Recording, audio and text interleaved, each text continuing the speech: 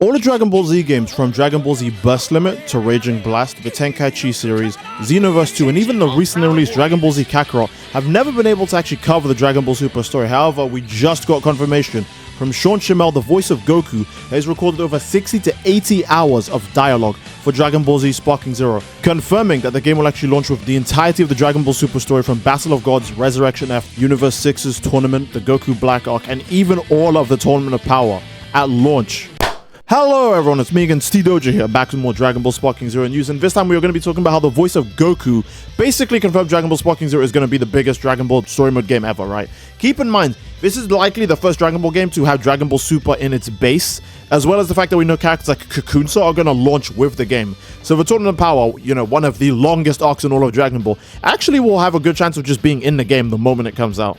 But first, let's get some things out of the way. Keep in mind that with voice acting, not all of the takes actually get used for voice acting, so there might not be literally 60 to 80 hours of raw Goku dialogue in the game. But even though he recorded 30 plus hours for Dragon Ball Z Kakarot, all the cutscenes in Dragon Ball Z Kakarot combined are only 15 hours long. I'm not saying only 15 hours like that's short, that's really, really long. But all of those cutscenes actually includes cutscenes where Goku isn't even featured in them. So they don't actually use every single voice line that gets recorded, right? Just bear that in mind. Not every line is going to be in. The game isn't literally going to be 60 to 80 hours long as a story mode. That would be insane.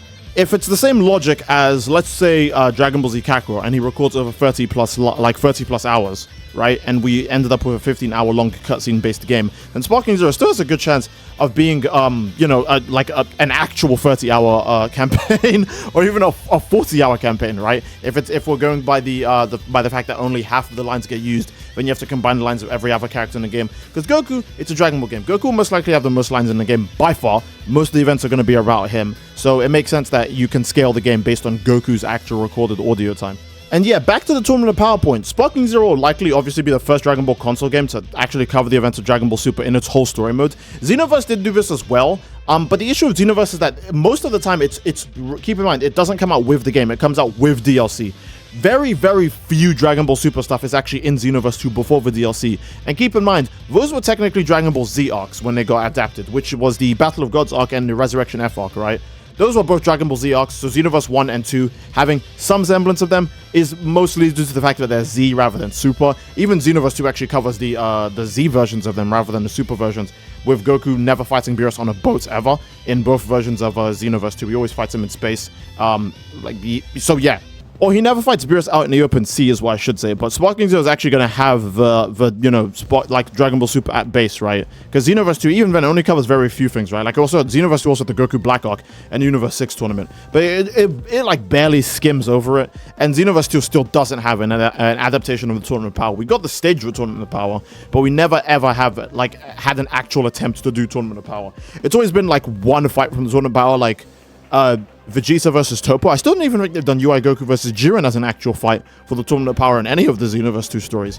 Even in Parallel Quest, I don't think there's a direct UI Goku versus Jiren fight. So they've avoided that for some bizarre reason, but Sparking Zero has got us covered. I can only now imagine actually playing through the entire Goku Black Arc and the Tournament of Power. That'll be fun. Tournament of Power might be a bit messy because there's literally way too many fighters in that one battle. Keep in mind, a lot of them are fodder. They're not going to adapt every character. There are a lot of characters who don't actually do anything. But playing through the whole Goku Black Arc, man, that'll be fun.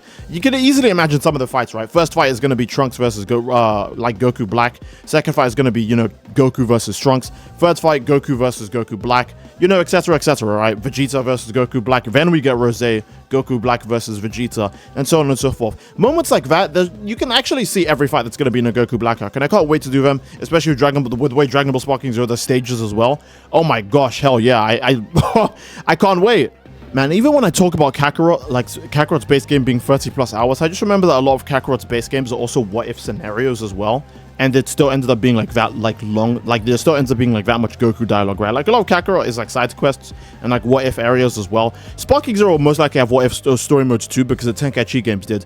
But I'm thinking that he's recorded more lines for a game that's mostly actually only going to cover the story and not any weird side adventures. Keep in mind, Kakarot has a side story where Goku revives Frieza on Earth to have a rematch of him, which is why the Resurrection F version of Kakarot doesn't feature it doesn't have a very accurate version of the story because Goku already revived Frieza in that version, so Sorbet never had the chance to do that.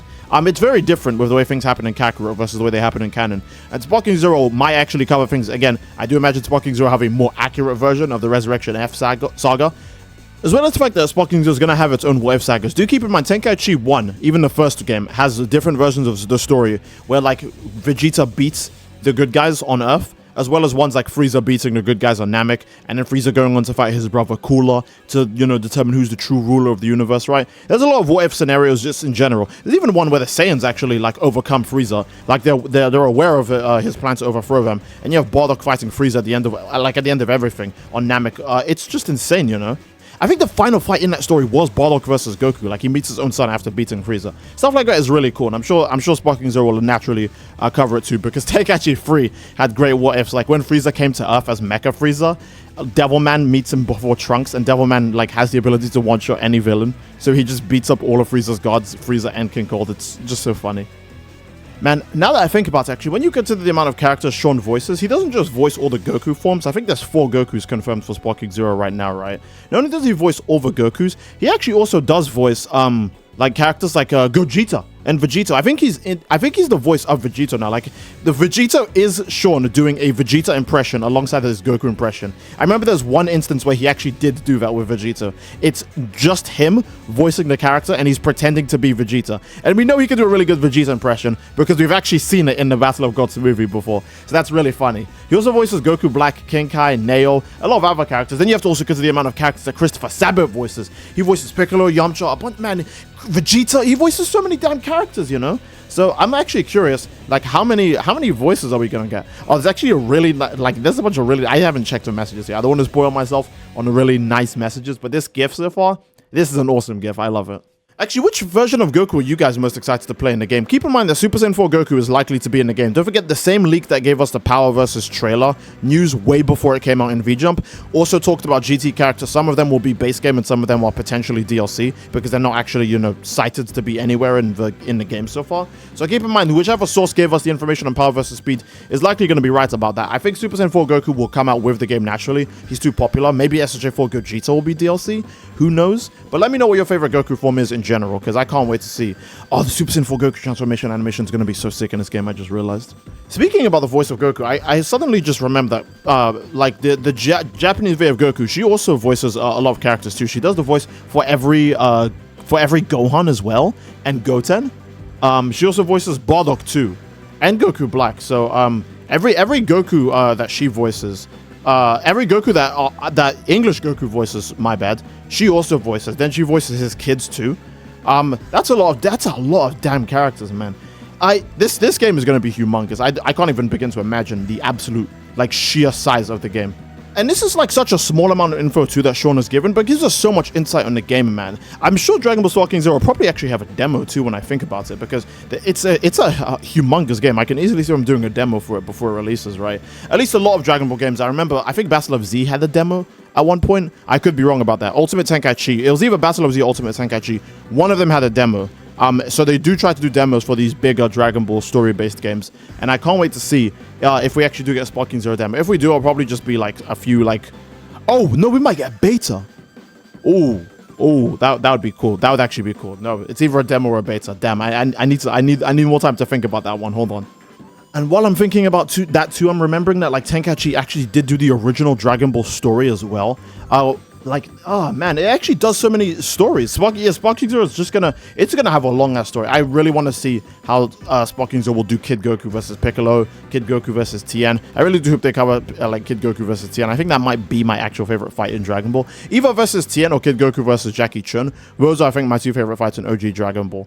But yeah, we got people asking for Goku versus Xeno Goku. Since Super Dragon Ball Heroes is ending, Xeno Goku is a possibility. Don't forget, Xenoverse 2 has a good chance of inheriting those characters, which means all Dragon Ball properties actually might get, like, their own fill, right? I would like to see Xeno Goku versus, our DBS Goku. That would be really cool, because Xeno Goku is just as strong as Dragon Ball Super Goku, but with Super Saiyan 4 in his back pocket as well.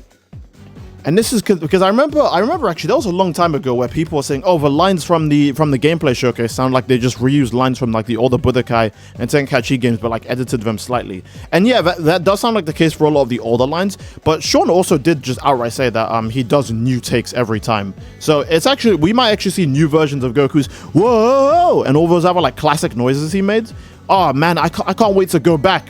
Take me back. Take me back, but keep it modern. You know, I can't wait to see all of like the different variations we're gonna see of like iconic like Goku lines, or even like just things in general. Like I'm sure that a lot of the Budokai voices like stick out to you guys. Stuff like Rakum's full power and a bunch of other like really like great lines. Do you think the modern Frieza voice actor is gonna do "How rude" when he takes damage? I didn't even think about that. That would actually be real. I would love to hear "How rude" when he takes damage. That'd be just great.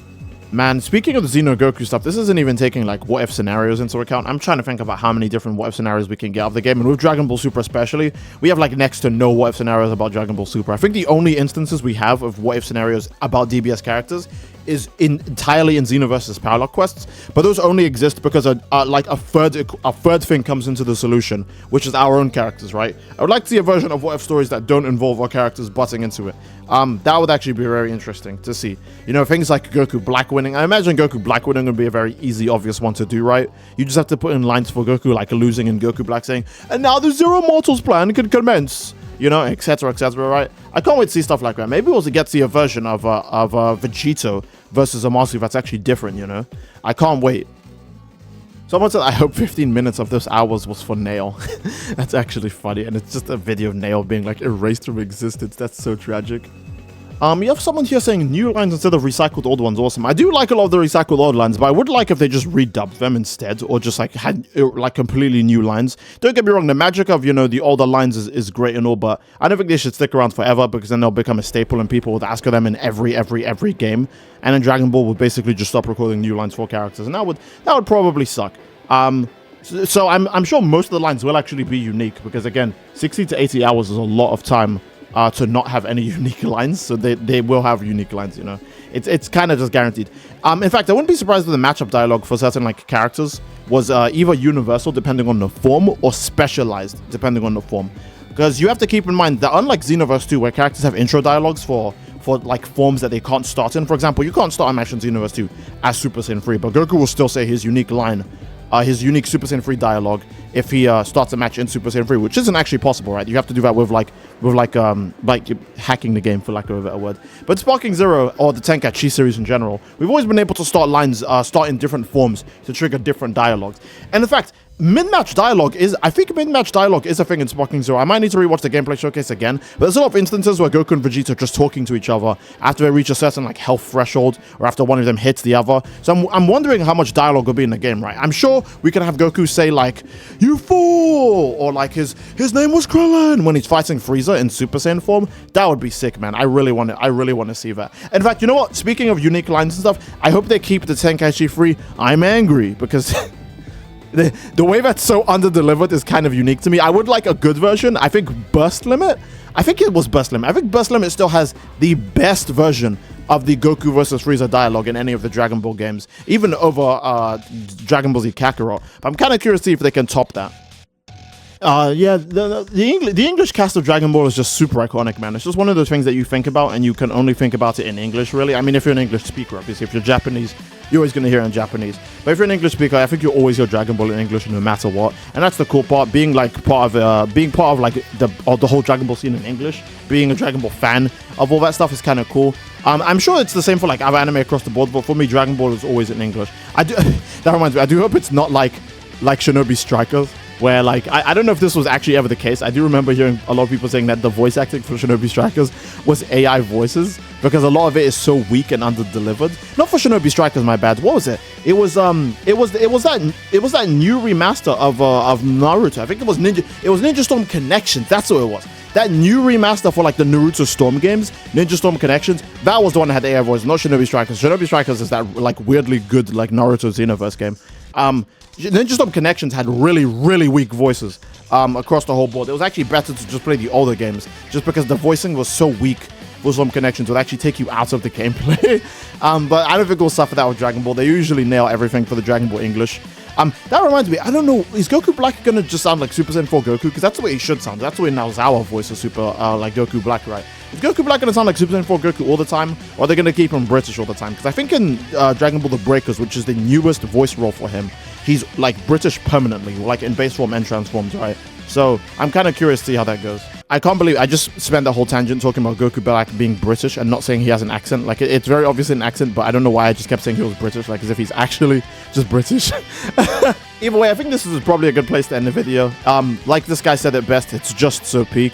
Dragon Ball Sparking Zero is going to be an absolute treat, and I cannot wait to gorge and eat off of it. Dragon Ball Sparking Zero is going to be so damn fun. Again, Sean went really crazy with the voice acting for Kakarot, right? He went crazy for the voice acting in a lot of Dragon Ball games in general, but he went insane for the voice acting for Kakarot, and that was only 30 plus hours, according to a lot of sources. This one is 60 to 80, and that is nuts. Which reminds me that Sean is also going to be streaming the game on his Twitch when it comes out. I do remember that being a case. So obviously, again, I'll link his Twitch in the description, right? Because I can find it. I'll link it to you guys in the description, and you guys can check it out. But most importantly, you should probably check out my playthrough, and then you can watch his after. Okay. I love you all. But I think this is going to be a good place to end the video. I do hope you guys enjoyed the video. And if you enjoyed it, obviously, again, please leave a like on the video. Don't forget to subscribe, as it greatly supports the channel, and leave a comment down below as to what you'd like to see next, fellas. Love you all. I hope you enjoyed, and I will see you all next time. Take care and peace.